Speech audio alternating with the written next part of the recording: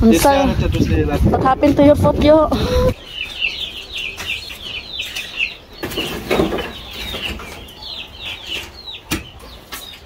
Ito, guys. Para to sa aking sitaw. Yung mga sitaw ko doon sa gilid-gilid, guys, namatay dahil sa weather. Nagtanim ako ulit. Tapos ito na sila, guys. Ganito na sila kalaki. Yan, oh. Gawan ko na sila ng kapangan.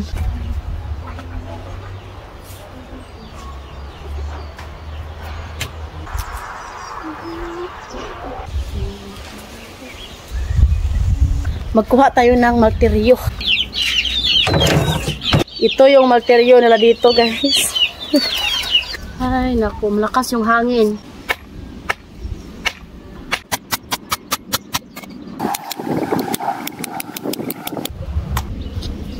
Yan.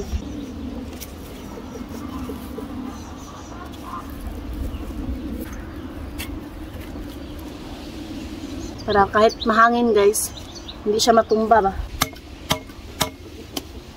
Ouch!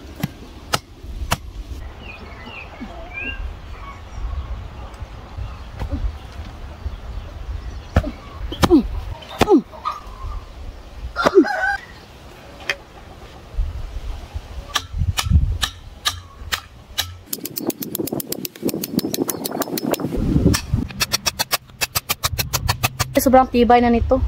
Kuha tayo ng pantali. Ito. Idi.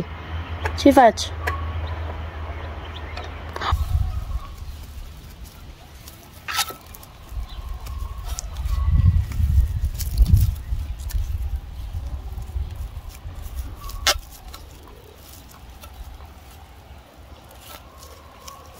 Ito yung sayote ko, guys. Oh, gumapang na sila.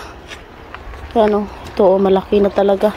Tsaka nagsanga-sanga na rin siya, guys. Ang dami na niyang anak.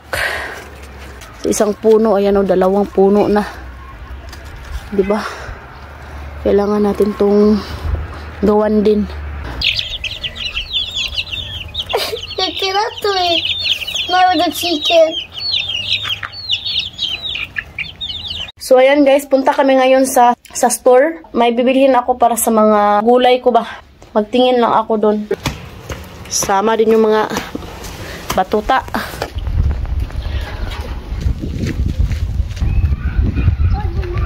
Siamo avuto sta terminata, ma del qua. This one. Quick metri. How many meters?